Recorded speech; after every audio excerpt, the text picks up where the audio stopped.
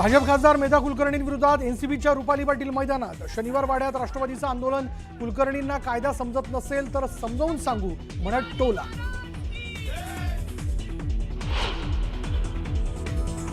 नाशिकमध्ये शिवसेना उभाटाचा भाजपला जोरदार धक्का। भाजपच्या माजी नगरसेविका संगीता गायकवाडांचा ठाकरेंच्या पक्षात प्रवेश, तर चोरासह मतचोरी पकडली म्हणत ठाकरेंचा हल्लाबोल। उद्धव ठाकरे घेणार 25 ऑक्टोबरला मुंबईत उपशाखा प्रमुखांचा मेळावा। राज ठाकरेंनंतर आता मतदार याद्यांमधील घोळाबाबत ठाकरे करणार मार्गदर्शन।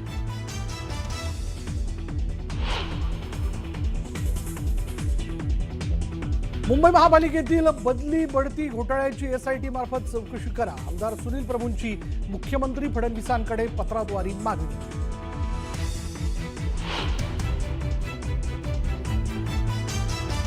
सोलापुरात अजित पवारांकडून डॅमेज कंट्रोलसाठी प्रयत्न सुरू। कृषी मंत्री दत्तात्रय भरणे महत्त्वाच्या पदाधिकाऱ्यांना भेटणार। नाराज पदाधिकाऱ्यांची समजूत काढणार।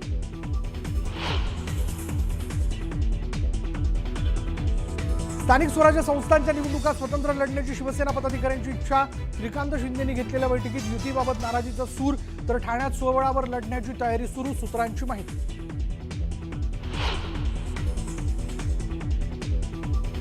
मला बदनाम करण्याचा खूप प्रयत्न झाला, मात्र त्यापेक्षा अधिक लोकप्रिय झालो। आमदार धनंजय मुंडेंची विरोधकांवर टीका।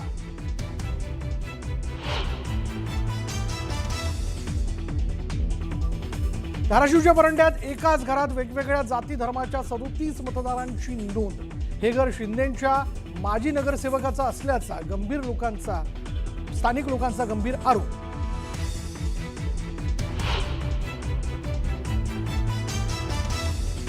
मंत्रिपदासाठी जॅकेट शिवलं, दिवाळीत वापरायला काढलं। अमरावतीतील दीपोत्सवात रवी राणा यांनी बोलून दाखवली खंत।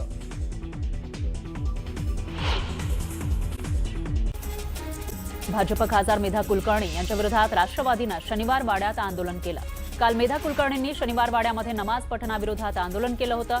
या विरोधात राष्ट्रवादीच्या रुपाली पाटील आक्रमक झाल्या।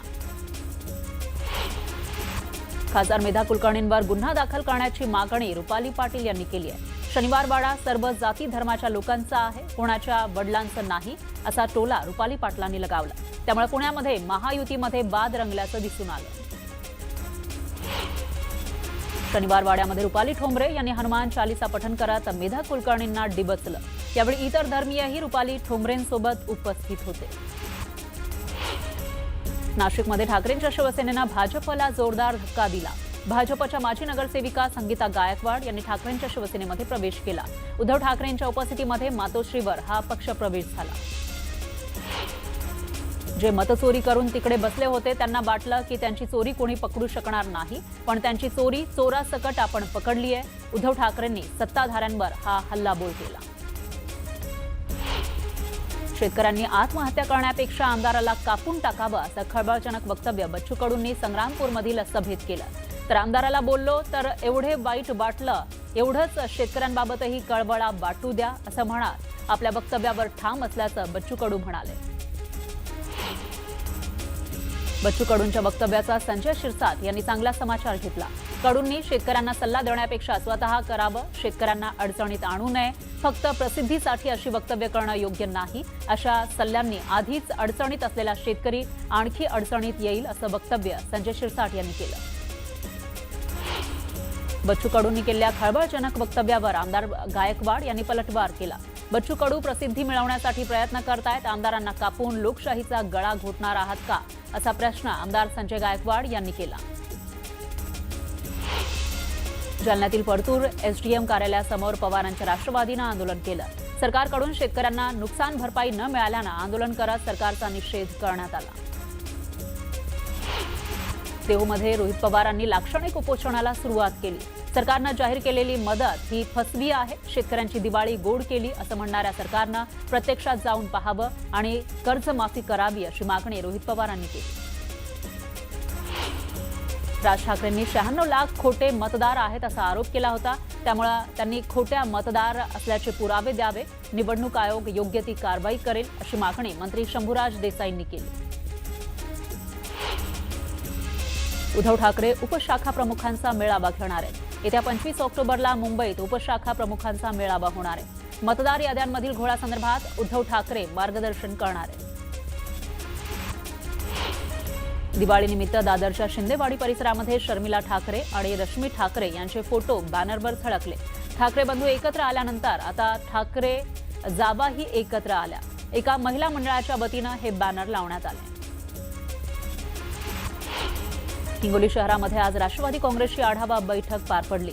आगामी नगर परिषद, पंचायत समिती, जिल्हा परिषद निवडणुकांच्या पार्श्वभूमीवर बैठकीचं आयोजन करण्यात आलं. जिल्हाभरातील राष्ट्रवादीचे पदाधिकारी आणि कार्यकर्ते या बैठकीत उपस्थित होते. चिपळूणच्या कळंबस्ते फाटा ते धामणंद रोडवरील रस्त्यांची खड्डे पडून दुरावस्था झाली आहे. या खड्ड्यांकडे लक्ष केंद्रित करण्यासाठी खड्ड्यामध्ये फटाके वाजवून राष्ट्रवादीनं आंदोलन केलं. चिपळूणमध्ये आगामी जिल्हा परिषद आणि पंचायत समिती निवडणुकीच्या पार्श्वभूमीवर राजकीय वातावरण चांगलंच तापलंय. मित्रपक्षांसोबत चर्चा सुरू असली तरी राष्ट्रवादी काँग्रेसनं स्वबळावर निवडणूक लढण्याचा निर्धार केलाय. बुलढाण्यामध्ये ऐन दिवाळीमध्ये अनेक प्रभागांमध्ये घाणीचं साम्राज्य पसरलंय. ठिकठिकाणी कचऱ्याचे मोठे ढीग लागले, त्यामुळे ग्रामस्थ संतप्त झाले. दरम्यान कचरा गाडी येत नसल्यानं नागरिकांनी नगरपालिकेच्या गेटवर कचरा फेकून आंदोलन केलं. मावळमध्ये अजित पवारांच्या कार्यक्रमाला आलेल्या बेशिस्त शासकीय वाहनावर वाहतूक पोलिसांनी दंडात्मक कारवाई केली. वाहतुकीला अडथळा केल्याप्रकरणी 500 रुपयांची दंडात्मक कारवाई केल्याचं पाहायला मिळालं. अहिल्यानगरमध्ये कोरोना काळातील उपचारांवर खळबळ उडालेली आहे. अवाजवी बिल आकारल्याचा आणि मृतदेहाची परस्पर विल्हेवाट लावल्याचा गंभीर आरोप 5 नामांकित डॉक्टरांवर करण्यात आला. या प्रकरणामध्ये तोफखाना पोलीस ठाण्यात गुन्हा दाखल झालाय. अकोल्यामध्ये कुख्यात गुन्हेगार मिथुन उर्फ मॉन्टीला पोलिसांनी अटक केली आहे. त्याच्याकडून देशी कट्टा, जिवंत काडतुसं तसंच लोखंडी तलवार जप्त केली. सोलापूर हैदराबाद राष्ट्रीय महामार्गावरील फुलवाडी नाक्यावर टोल बंद आंदोलन करण्यात आलं.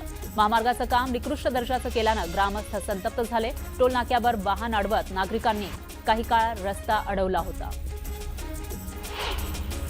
शिरूर तालुक्यातील चिंचणी इथल्या घोड धरणातून रात्रीच्या वेळी वाळू उपसा सुरू आहे. महसूल विभागानं 2 वेळा कारवाई केली असली तरी प्रशासन सुट्टीवर असताना वाळू माफियांचा उच्छाद सुरूच आहे. त्यामुळे धरण परिसर धोक्यात असल्याची तक्रार स्थानिकांनी केली आहे.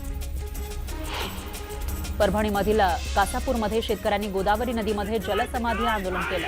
नुकसान भरपाई, पीक विमा मिळत नसल्याचा आरोप शेतकऱ्यांनी केला. धालेगाव बंधारा परिसरामध्ये जलसमाधी आंदोलन केलं. जळगावच्या बऱ्हाणपूर अंकलेश्वर महामार्गावरील रस्त्यावर खड्ड्यांचं साम्राज्य पसरलंय. खड्ड्यांमुळे वाहन चालकांना तारेवरची कसरत करावी लागतेय, तर या खड्ड्यांमुळे अनेकांना आपला जीव गमावण्याची वेळही आली.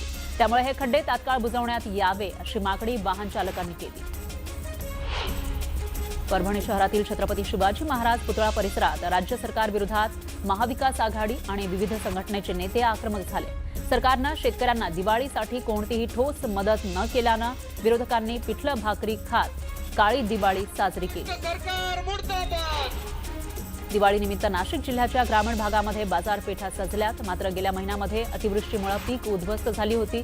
त्यामुळे शेतकरी संकटात सापडलाय आणि त्याचा परिणाम बाजारपेठेवर दिसून येतोय. तसंच ऑनलाईन खरेदीमुळे व्यापारी आणि दुकानदार हवालदिल झाले. यानंतर पाहूयात पुढची बातमी. पूरग्रस्त शेतकऱ्यांना दिवाळीपूर्वी मदत मिळेल ही राज्य सरकारची घोषणा फसवी ठरल्याचा आरोप करण्यात आलाय. मदत तर मिळाली नाही, मात्र सोयाबीन उत्पादक शेतकरी आता अडचणीत सापडलाय. आपल्या अडचणी पोटी सोयाबीन उत्पादक शेतकरी हे 3600 ते 3800 रुपये इतकी विक्री करतायत, सोयाबीनची विक्री करतायत एवढ्याच रुपयांनी. त्यामुळे सरकारनं पूरग्रस्त भागामध्ये तरी हमी भाव खरेदी केंद्र लवकरात लवकर चालू करावे अशी मागणी ठाकरेंच्या शिवसेनेचे आमदार कैलास पाटील यांनी केलेली आहे. हमीभावापेक्षा खरेदी जर चालू असेल तर सरकारचं त्यावर नियंत्रण असणं आवश्यक असताना, हमीभाव खरेदी केंद्र चालू करणं आवश्यक असताना सरकार याकडे सपशेल दुर्लक्ष करत आहे.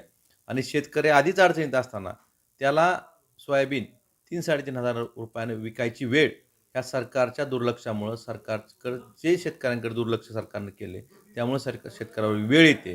ह्याला सरकार पूर्णतः जबाबदार आहे. कारण महाराष्ट्रात अद्यापर्यंत एक सुद्धा हमीभाव खरेदी केंद्र सरकारनं चालू केलेलं नाही आणि शेतकऱ्यांना नाईलाजानं ते सोयाबीन खुल्या बाजारात 3-3.5 हजार रुपयांनी विकावं लागतं. यानंतर बातमी आहे नाशिकमधून. नाशिकमध्ये लक्ष्मीपूजनाच्या पूर्वसंध्येला दिवाळी खरेदीसाठी बाजारपेठांमध्ये गर्दी झाली. नाशिकच्या शालिमार, रविवार, कारंजा, मेन रोड परिसर हा नाशिक जिल्ह्याची मुख्य बाजारपेठ परिसर म्हणून ओळखला जातो आणि या बाजारपेठेमध्ये खरेदीसाठी नाशिककरांनी मोठी गर्दी केली. नाशिकमधील याच गर्दीचा आढावा घेतलेला आहे आपले प्रतिनिधी लक्ष्मण घाटोळ यांनी. अवघ्या काही तासांवर आलेल्या लक्ष्मीपूजनाच्या पूर्वसंध्येला नाशिक शहरातल्या बाजारपेठांमध्ये नागरिकांची मोठी गर्दी झाल्याचं चित्र पाहायला मिळतं. मी आता नाशिकच्या शालिमार परिसरामध्ये आहे आणि शालिमार परिसरामधलं हे दृश्य आपण बघतोय. मोठ्या प्रमाणात अनेक नागरिक जे आहे ते दिवाळीची खरेदी करण्यासाठी त्या ठिकाणी आल्याचं आपल्याला दृश्यांमध्ये पाहायला मिळते. कोणी कपडे खरेदी करण्यासाठी आलेलं आहे, तर कोणी भाऊबीजीच्या करगोटा असेल किंवा नारळ असेल असे साहित्य खरेदी करण्यासाठी आलेलं आहे. तर दुसरीकडे लक्ष्मीपूजनासाठी लागणारे झाडू असेल, त्याचबरोबर पंत्या असेल, असं सगळं जे दिवाळीसाठी लागणारं साहित्य आहे हे खरेदी करण्यासाठी नागरिकांची प्रचंड गर्दी ही नाशिकमधल्या बाजारपेठांमध्ये झाल्याचं आपल्याला पाहायला मिळते. विशेष म्हणजे नाशिकची शालिमार जो परिसर आहे या ठिकाणी मोठ्या प्रमाणात सर्वसामान्य नाशिककर जे आहे ते दरवर्षी गर्दी करत असतात आणि आज देखील बाजारपेठेमध्ये अशा पद्धतीची मोठी गर्दी झाल्याचं चित्र पाहायला मिळते.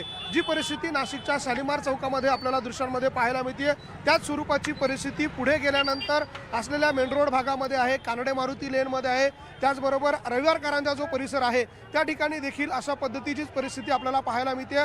मोठ्या प्रमाणात नागरिक जे आहे ते दिवाळीचं साहित्य खरेदी करण्यासाठी घराबाहेर पडलेले आहे आणि मोठी गर्दी नाशिकमध्ये बाजारपेठांमध्ये झाल्याचं चित्र सध्या पाहायला मिळतंय.